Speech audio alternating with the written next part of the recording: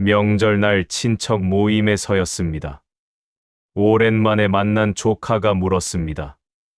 요즘 뭐 하세요? 별다른 악에 없는 질문이었을 겁니다. 그런데 그 순간 대답할 말이 막혔습니다. 퇴직한 지 몇 년이 지났고 특별히 바쁜 일도 없었습니다. 그냥 집에서 쉬지. 이렇게 말하면 될 텐데 입에서는 전혀 다른 말이 나왔습니다. 요즘 등산도 다니고 독서 모임도 나가고 그리고 손주들 봐주느라 바빠. 사실 등산은 한 달에 한 번 갈까 말까고 독서 모임은 한 번 나가봤다가 그만뒀는데 말입니다. 집에 돌아오는 길, 왜 그런 말을 했을까 생각했습니다. 조카가 나를 무시했던 것도 아닌데 나는 왜 괜히 바쁜 척 했을까? 그냥 쉬고 있다고 말하면 안 되는 걸까?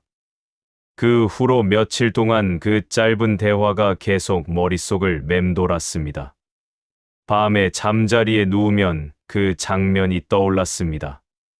내가 한 말, 조카의 표정, 주변 사람들의 시선. 아무것도 아닌 일인데 마음 한편이 불편했습니다. 이 장면을 보며 쇼펜하우어는 이렇게 말했습니다. 인간이 괴로운 이유는 현실 그 자체가 아니라 타인의 머릿속에서 자기 모습이 어떻게 그려질까 하는 상상 때문이라고. 우리는 실제로 일어난 일보다 남들이 그 일을 어떻게 평가할까 하는 생각에 더 큰 고통을 느낍니다. 조카의 질문은 그저 질문일 뿐이었는데 나는 그 질문 뒤에 숨은 평가를 상상했습니다. 저 사람이 나를 한가한 사람으로 볼까? 쓸모없는 사람으로 볼까? 그 상상이 나를 괴롭혔습니다. 60이 넘어서도 이럴 줄 몰랐습니다. 나이가 들면 이런 것쯤은 신경 쓰지 않게 될 줄 알았습니다. 젊었을 때야 그럴 수 있다고 생각했습니다. 남들 앞에서 잘 보이고 싶고, 인정받고 싶고, 대단해 보이고 싶은 마음. 그런데 60이 넘어서도 여전합니다. 아니, 어쩌면 더 심해진 것 같습니다. 작은 말 하나, 시선 하나에 예전보다 더 민감해졌습니다. 쇼펜하우어는 인간을 이렇게 보았습니다. 우리는 두 개의 세계를 살아간다고. 하나는 실제 현실이고 다른 하나는 타인의 생각 속에 존재하는 나의 모습입니다.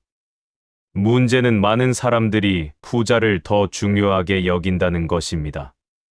실제로 내가 어떤 삶을 사는가 보다 남들이 나를 어떻게 생각하는가가 더 큰 의미를 갖게 됩니다. 그 순간부터 우리는 타인의 생각에 마음을 맡기게 되고 스스로를 괴롭히기 시작합니다. 이웃을 만났을 때도 그렇습니다. 요즘 자녀분들은 잘 지내시죠? 별다른 뜻 없이 던진 인사말일 텐데 순간 긴장이 됩니다. 우리 아이들이 얼마나 잘 사는지, 어떤 회사에 다니는지, 손주는 몇 명인지를 설명하게 됩니다.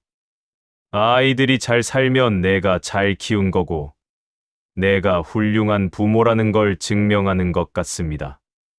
물론 이웃은 그냥 예의상 물은 것뿐인데 나는 괜히 길게 대답합니다. 병원, 대기실에서도 비슷합니다. 비슷한 나이 또래 사람들이 모여 있으면 누가 먼저랄 것도 없이 자기 이야기를 시작합니다.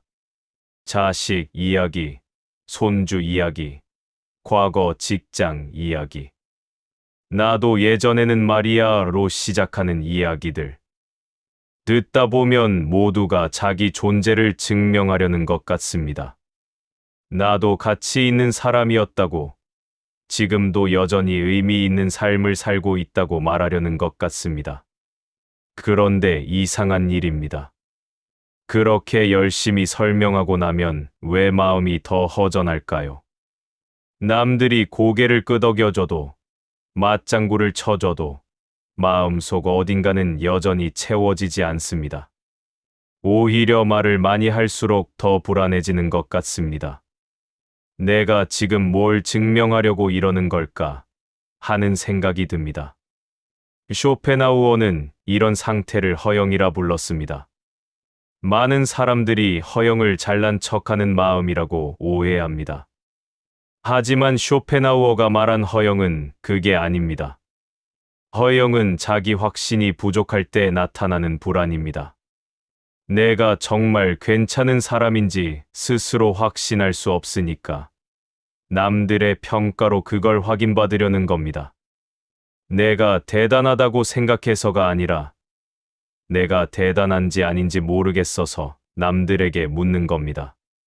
젊었을 때부터 그랬습니다. 좋은 성적을 받아야 했고, 좋은 대학에 가야 했고, 좋은 직장에 들어가야 했습니다. 왜요? 그게 나를 증명하는 방법이었으니까요. 부모님이 자랑스러워하고, 친척들이 부러워하고, 동창들이 인정해주는 모습. 그게 나를 가치 있게 만드는 것 같았습니다. 그렇게 살다 보니 어느새 남들의 시선이 내 삶의 중심이 되어버렸습니다. 결혼에서도 마찬가지였습니다. 남들 보기에 좋은 배우자, 남들이 부러워할 만한 가정을 만들려고 애썼습니다. 아이들을 키울 때도 그랬습니다. 남의 집 아이보다 우리 아이가 뒤처지면 안 된다는 생각. 학원도 보내고, 과외도 시키고, 온갖 노력을 다했습니다. 물론 아이를 위한다고 생각했지만, 돌이켜보면 내 체면도 한몫했습니다. 남들한테 우리 애가 뒤처진다는 소리 듣기 싫었습니다. 직장 생활도 그랬습니다. 열심히 일했지만 그게 정말 일 자체가 좋아서였을까요? 아니면 승진하고 인정받고 남들한테 잘난 사람으로 보이고 싶어서였을까요? 퇴근 후 피곤한 몸을 이끌고 회식 자리에 갔던 것도, 주말에 골프를 배운 것도 다 인맥이라는 이름으로 포장된 남의 시선이었는지 모릅니다. 쇼펜하우어는 이렇게 말했습니다. 허영심이 강한 사람일수록 말이 많아진다고. 왜냐하면 침묵을 견디지 못하기 때문입니다. 말을 멈추면 자기 존재가 희미해질 것 같아서 불안합니다. 그래서 계속 자기 이야기를 하고 자기 업적을 늘어놓고 자기가 아는 사람들을 언급합니다. 이건 자랑이 아니라 불안의 표현입니다. 나를 기억해달라는, 나를 알아봐 달라는, 나를 가치 있는 사람으로 봐달라는 간절한 외침입니다. 그렇게 60평생을 살았습니다. 끊임없이 증명하고, 설명하고, 보여주면서 살았습니다. 그런데 이제 와서 돌이켜보니 정작 나는 뭘 원했는지 잘 모르겠습니다. 내가 진짜 좋아하는 게 뭔지, 내가 진짜 하고 싶은 게 뭔지, 내가 어떤 사람인지조차 확신이 서지 않습니다. 평생을 남들의 기준에 맞춰 살다 보니 내 기준을 잃어버린 겁니다. 그래서 지금도 여전히 남의 시선을 의식합니다. 옷을 고를 때도, 누군가를 만날 때도, 말 한마디를 할 때도 계산합니다. 이렇게 하면 어떻게 보일까? 저렇게 하면 이상하게 생각하지 않을까? 60이 넘었는데도 여전히 남의 눈치를 봅니다. 동창회에 나가면 더 심합니다. 오랜만에 만난 친구들 앞에서 우리는 또다시 과거를 꺼냅니다. 나 예전에 그 프로젝트 맡았을 때 말이야. 우리 아들이 요즘 회사에서 잘 나가거든. 누가 물어보지도 않았는데 먼저 말합니다. 왜 그럴까요? 지금의 나는 보여줄 게 없으니까 과거라도 끄집어내서 내 가치를 증명하려는 겁니다. 말이 길어질 때가 있습니다. 뭔가를 설명하다가 보면 자꾸 말이 덧붙여집니다. 그게 아니라 말이야.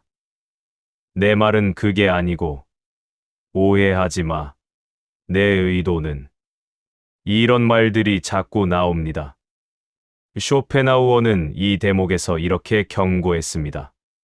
설명이 길어진다는 건 확신이 없다는 증거라고. 진짜 자기 자신을 알고 있는 사람은 굳이 해명하지 않습니다. 왜냐하면 자기 자신에게 떳떳하니까요. 그런데 어느 날 공원에서 한 어르신을 만났습니다. 아침마다 산책을 하시는 분인데 늘 혼자 걷습니다.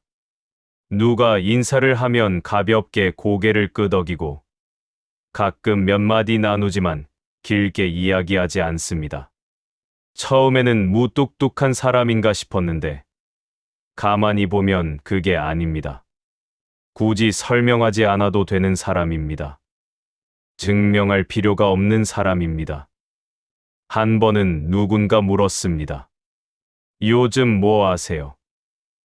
그분은 그냥 웃으며 그냥 산책하고 책 읽고 삽니다라고 짧게 답했습니다. 거기에 덧붙이는 말이 없었습니다. 바쁜 척도 하지 않고 뭔가 대단한 일을 하는 척도 하지 않았습니다.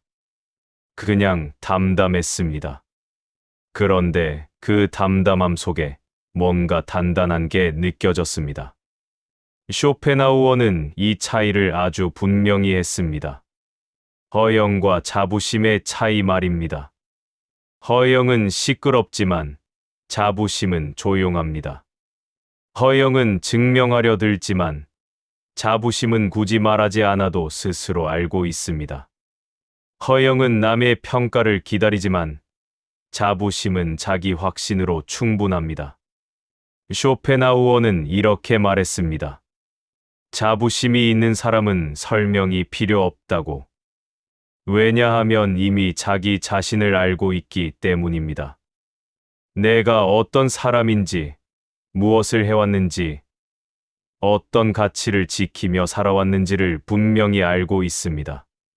그래서 남에게 증명할 필요가 없습니다. 남이 알아주든 말든 내가 아는 것만으로 충분합니다.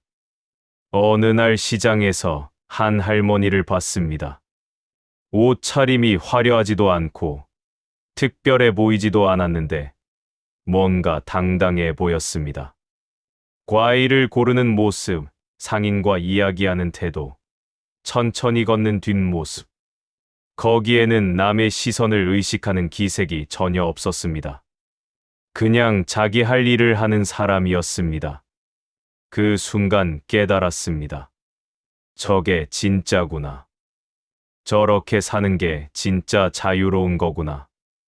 남들이 어떻게 보든 뭐라고 하든 그냥 내 길을 가는 것. 설명하지 않아도 되고 증명하지 않아도 되고 과시하지 않아도 되는 삶. 쇼펜하우어는 인간을 관찰하며 이런 결론에 도달했습니다.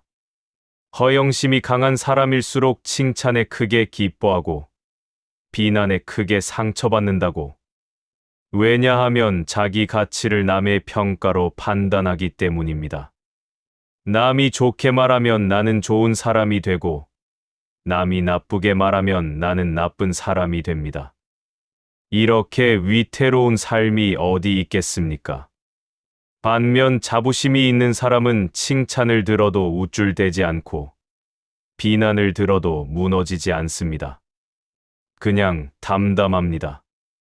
이 담담함이야말로 진짜 자유의 표현입니다. 남의 평가에서 자유로워진 상태 말입니다.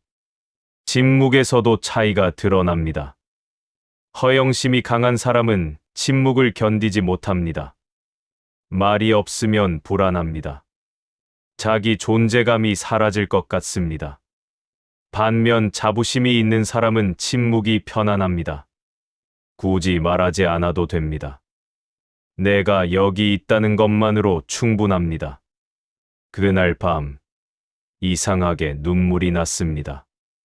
슬퍼서라기보다는 뭔가 허무해서였습니다. 60평생이 남의 눈치 보느라 흘러갔구나 하는 생각에 마음이 아팠습니다. 동시에 이런 생각도 들었습니다. 이제라도 알았으니 다행이다. 아직 늦지 않았다. 다음 날 아침, 평소보다 일찍 일어났습니다. 공원으로 산책을 나갔습니다. 그런데 이상하게 그날은 달랐습니다. 누가 볼까, 어떻게 보일까 신경 쓰지 않았습니다. 그냥 걸었습니다. 천천히, 내 속도로 걸었습니다. 벤치에 앉아 하늘을 봤습니다. 언제 이렇게 하늘을 본 적이 있었나 싶었습니다. 늘 바쁘게 살았고, 늘 뭔가를 증명하느라 바빠서 하늘을 그냥 바라본 적이 없었습니다. 그날 아침 하늘은 참 평화로웠습니다. 쇼펜하우어는 노년의 지혜를 이렇게 정리했습니다. 행복은 외부의 인정이 아니라 자기 자신과 평화롭게 지내는 상태라고.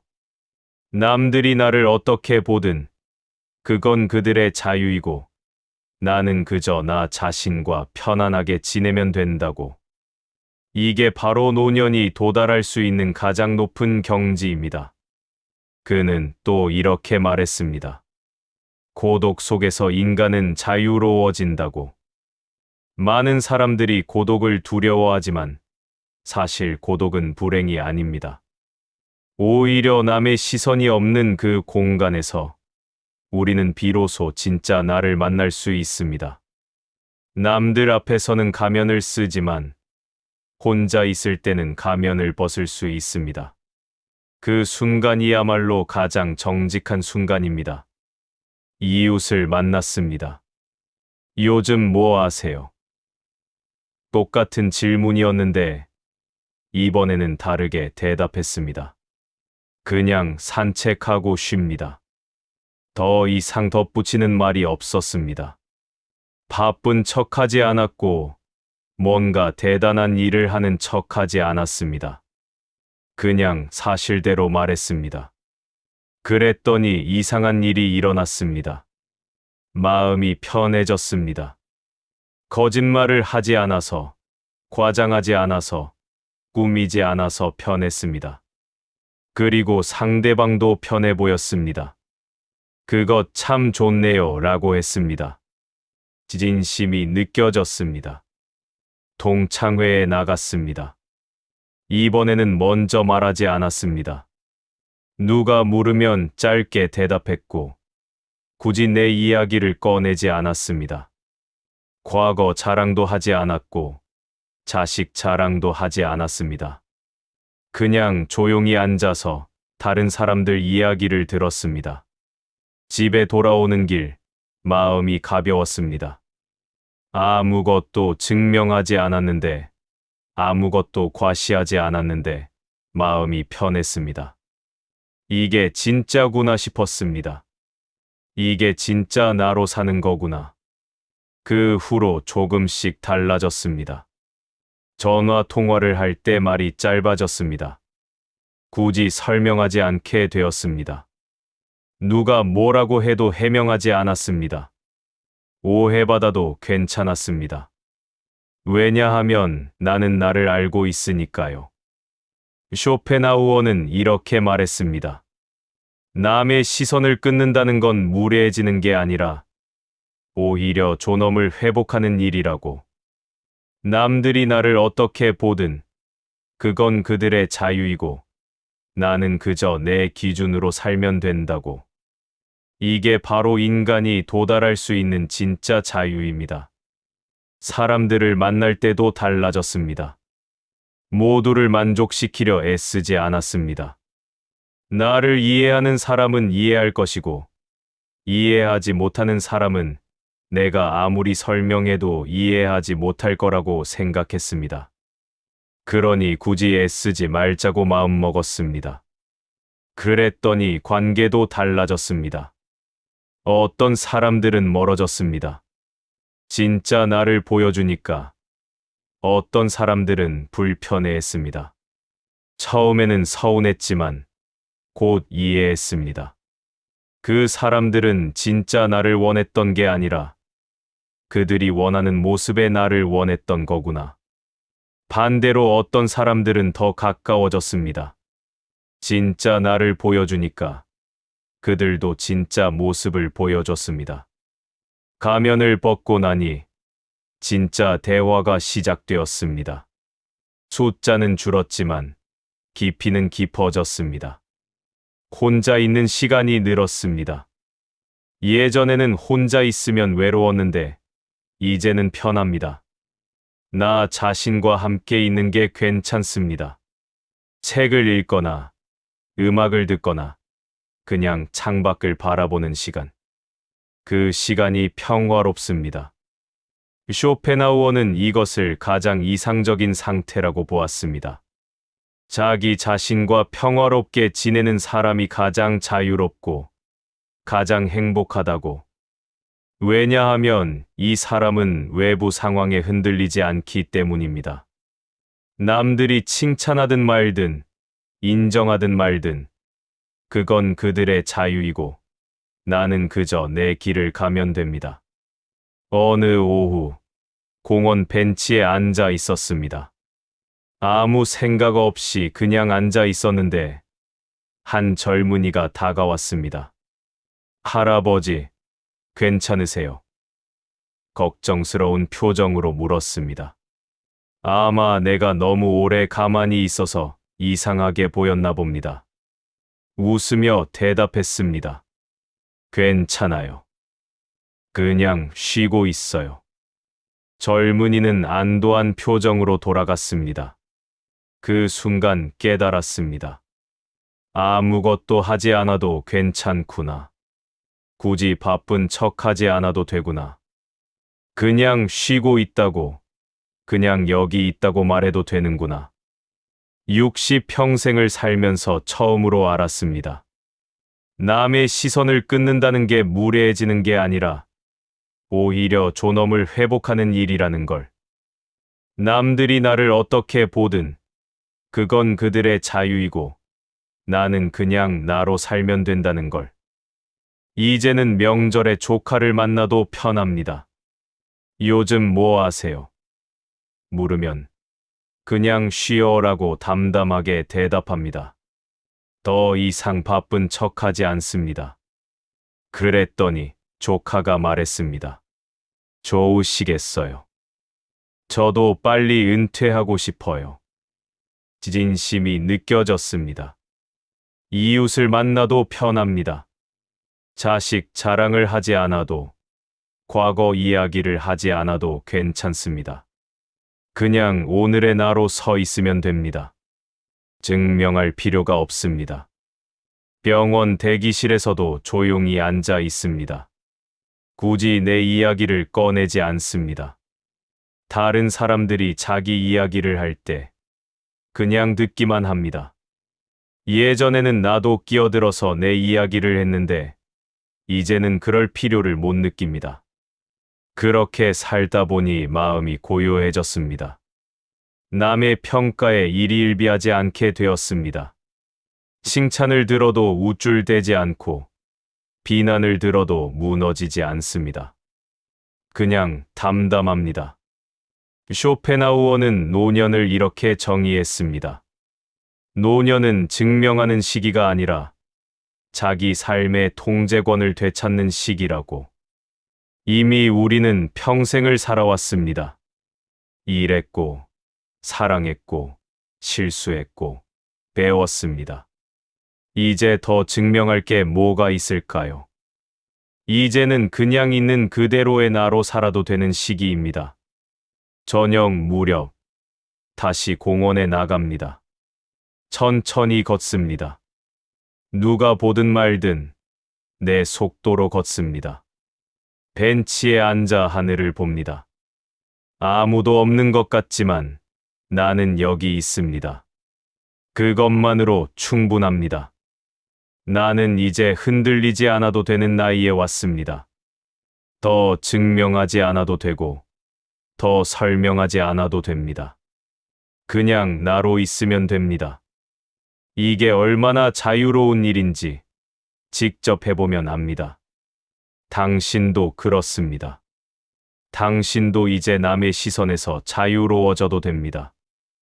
당신의 존엄은 남의 평가에 있지 않습니다. 당신 안에 있습니다. 언제나 그곳에 있었습니다. 다만 우리가 밖을 보느라 못 봤을 뿐입니다. 이제는 안을 보세요.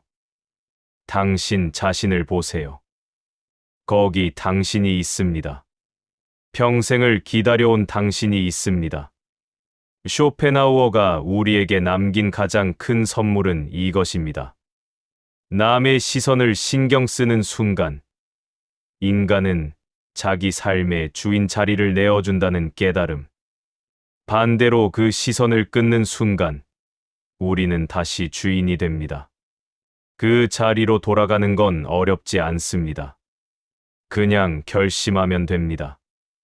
이 이야기가 마음 한편의 작은 울림으로 남았다면 그것으로 충분합니다. 함께 생각해 보셔도 좋겠습니다.